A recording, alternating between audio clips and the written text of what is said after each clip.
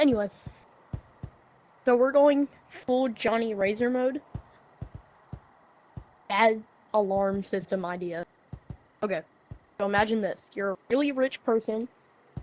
You have a crap ton of money and a big house, right? You don't want anyone breaking in.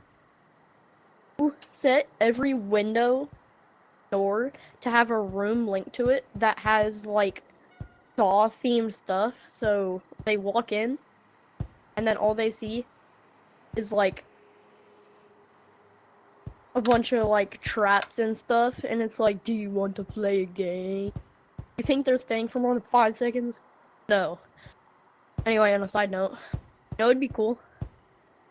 A bat that breaks stuff in creative mode, and it's like right by the bat right here. I feel like that should be a thing.